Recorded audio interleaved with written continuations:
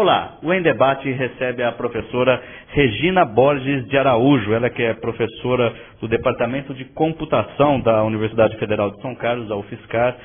Em 1996, fundou na universidade o Laboratório de Realidade Virtual em Rede, da qual é coordenadora. A professora também tem mestrado pela Universidade de Londres, na Inglaterra, e doutorado em Engenharia Elétrica pela USP, além de ser autora de vários livros de computação e participar, é claro, do Instituto Nacional de Ciência e Tecnologia. Professora, o currículo é bem grande. Agora eu gostaria de saber lá daquele início da fundação do Laboratório de Realidade Virtual no Departamento de Computação da UFSCar.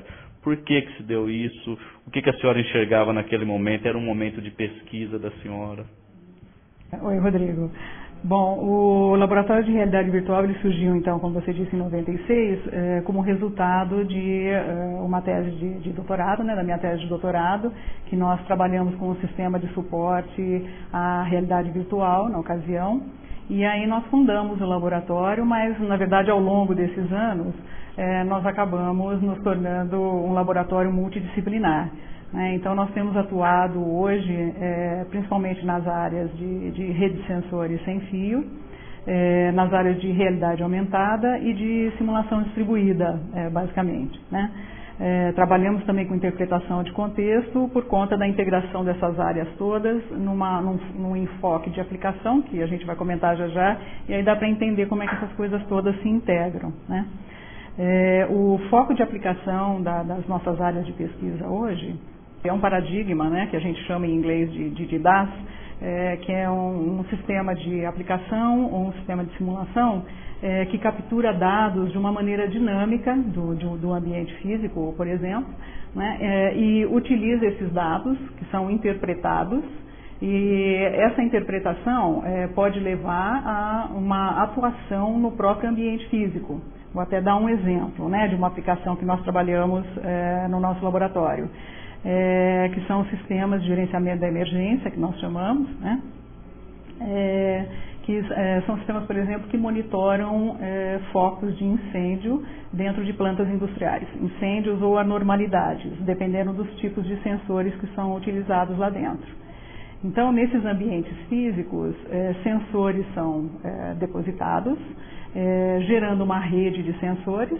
E aí nós criamos, até um projeto que foi financiado pela FAPESP, nós criamos um sistema onde os dados são capturados desse ambiente físico e eles são interpretados através de um sistema de inteligência artificial. Nós temos colaboração com um grupo de IA também da Universidade de São Carlos, lá do Departamento de Computação, e aí nós interpretamos para ver se há alguma anomalia no ambiente. Então nós criamos lá um monte de termos de tecnologia, ontologias, e usamos técnicas de IA para interpretar esses dados que os sensores nos munem, munem a aplicação. Então, por exemplo, nós conseguimos detectar fogo, e conseguimos também, com essa base inteligente, alimentar simulações de treinamento do Corpo de Bombeiros. Nós também temos uma parceria com o Corpo de Bombeiros, inclusive eu tenho um aluno de mestrado que ele é capitão. Exatamente. Então, ele foi, na verdade, um grande apoio para nós construirmos essa base de conhecimento sobre o fogo, sobre o combate, sobre as táticas de combate. Então, nós construímos esse sistema, um sistema preliminar, que detecta, então, o fogo, e aí nós estamos criando agora formas de visualização. Uma das formas é através de realidade virtual. Nós temos também uma parceria com o projeto do Instituto, do Departamento de Mecânica aqui, o professor Arthur Neto, que ele tem aquele projeto da caverna digital. Então nós também estamos fazendo uma interface para visualização dessa emergência. O objetivo disso é que, por exemplo, o Corpo de Bombeiros, o seu comando, pode, por exemplo, olhar através de uma caverna digital, até com o objetivo de treinamento do pessoal do Corpo de Bombeiros, o que está ocorrendo dentro do ambiente, tanto no nível de monitoramento como no nível de treinamento. Então nós temos atuado assim nesse foco de aplicação, que é o gerenciamento da emergência e um sistema que então detecta o que está acontecendo. Professora, é interessante tudo que a senhora está dizendo e eu gostaria de saber, por enquanto, são apenas realizadas simulações ou já existem testes reais ou o objetivo do laboratório são realmente as simulações, são realmente pesquisas? São duas coisas, né? Uma primeiro nesse âmbito de captação dos dados, né, onde você tem uma rede de sensores, nós simulamos a rede de sensor, porque os sensores também eles são caros assim para você adquirir numa quantidade razoável para a gente testar, e também é uma tecnologia que avança muito rápido, porque o sensor sozinho, né, ele detecta o que está acontecendo, mas o que ocorre hoje é que esse sensor ele é munido de uma base de comunicação e de processamento, né? Então, à medida em que o tempo vai avançando, que a tecnologia vai avançando, cada vez mais memória pode ser colocada no sensor, cada vez mais potencial de processamento, cada vez mais potencial de comunicação, né? O entrave maior, ainda uma das maiores limitações, é a questão da energia, né, do sensor, porque o sensor muitas vezes ele é colocado em locais de difícil acesso, que aí fica muito difícil de trocar uma bateria, por exemplo. As baterias elas não são infinitas, né, elas têm que ser trocadas. Então essas limitações e a própria, lógico, né, vai aumentando com a tecnologia a capacidade de processamento, de comunicação, de armazenamento, etc. Mas ainda assim a capacidade desse conjunto, né, do sensor e mais o processamento de comunicação e de computação, ele ainda é restrito se comparado a celulares, a PDAs e etc., né, e que dirá os computadores e laptops, ele ainda é muito restrito. Então, por isso que essa área é tão bacana de se trabalhar, né, e ela, por conta desses desafios, os algoritmos, né, os protocolos de comunicação dessa rede, desse conjunto de sensores, eles têm que ser muito bem pensados, têm que ser muito inteligentes, porque eles têm que ser criados cientes dessas restrições de energia, de potencial de comunicação e etc. Eu gostaria de perguntar, no cenário mundial, em que patamar que o Brasil se encontra nessa área de pesquisa? Em termos de sensores em si, né, o Brasil ainda está, digamos, falta ainda, talvez de pesquisa, de investimentos nessa área. Existem sensores, inclusive, que foram até mencionados, né, relacionados às questões termais, né, de detecção de temperatura, visão noturna e etc., que o Brasil aparentemente não detém, não conhecimento certamente deve ter, mas esse poder de transferência de tecnologia para empresas e etc. é difícil. Então, os sensores em si, acho que é uma área complicada, apesar de termos vários pontos de desenvolvimento, né? A própria Embrapa desenvolveu aquela língua, né, que testa café e etc. Então, é claro que o Brasil tem. Agora, é difícil também você entrar no nível de competitividade com o exterior, porque, né, existem sensores hoje que são colocados em jogos eletrônicos. Então, o Wii, aquele jogo eletrônico, né, ele tem sensores que podem ser utilizados em diversas aplicações. Então, é muito fácil até hoje você comprar um Wii, desmontar e usar o acelerômetro, por exemplo, que é um dos componentes que ele tem, para diversas aplicações.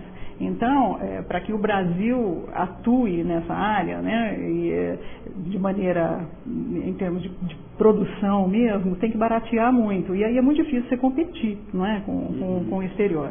Agora, na área de redes de sensores em si, né, a gente vê uma emergência em várias instituições de pesquisa no Brasil surgindo, né, assim, já fazendo pesquisa nessa área. É recente. De que maneira essas pesquisas em rede de sensores estão se integrando e até contribuindo com o Instituto Nacional de Ciência e Tecnologia em sistemas embarcados críticos? A nossa proposta, né, de trabalho é integrar com os sistemas embarcados críticos que estão no Instituto, como as vantes e como os veículos autônomos terrestres, integrá-los na rede de sensor. Então, um veículo terrestre, um robô, pode ser um nó de uma rede de sensor. Por exemplo, você pode ter uma rede de sensor que está protegendo uma refinaria de petróleo ou uma instalação nuclear. E aí parte dessa rede ficou danificada, por exemplo, por um ataque. Então, o que a gente poderia fazer? Usar, por exemplo, quadricópteros, que são veículos aéreos sendo construídos pelo Departamento de Aeronáutica, juntamente na nossa proposta de trabalho, como a gente chama como mulas de dados. Então, você aciona esse quadricóptero, ele pode sobrevoar até sobrevoar aquela área que foi danificada, por exemplo, e colher os dados e servir como um elo de conectividade para aquela parte que se perdeu, por conta de um ataque, por exemplo.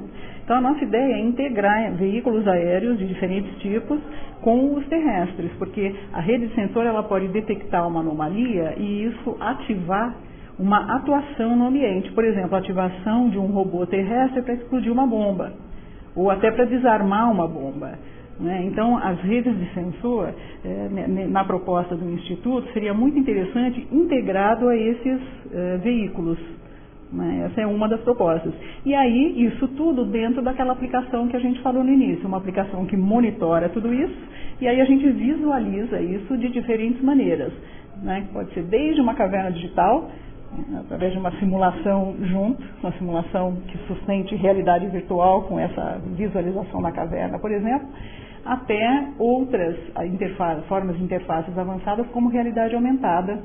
Por exemplo, o bombeiro pode colocar um capacete e nesse capacete ele pode visualizar a área que está sendo monitorada e essa visão pode ser complementada com informação gráfica, seja texto, seja, por exemplo, uma visão 3D do ambiente, sobreposto para ajudá-lo na decisão. O objetivo todo é aumentar a precisão do monitoramento, visando salvar vidas, salvar o patrimônio, se for uma infraestrutura crítica, visando proteger para impedir que serviços importantes e críticos deixem de ser servidos, ou seja, que a comunidade, a população não seja prejudicada, por exemplo, por uma destruição de uma infraestrutura crítica. Então, é mais a prevenção com maior precisão desses alvos.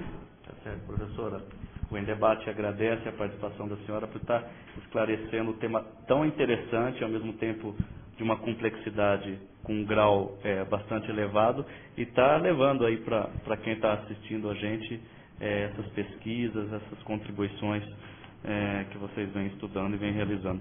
Obrigado e tenha sempre a disponibilidade, sempre que tiver, convidada a retornar aqui ao nosso programa. Agradeço muito, Rodrigo. Muito obrigada.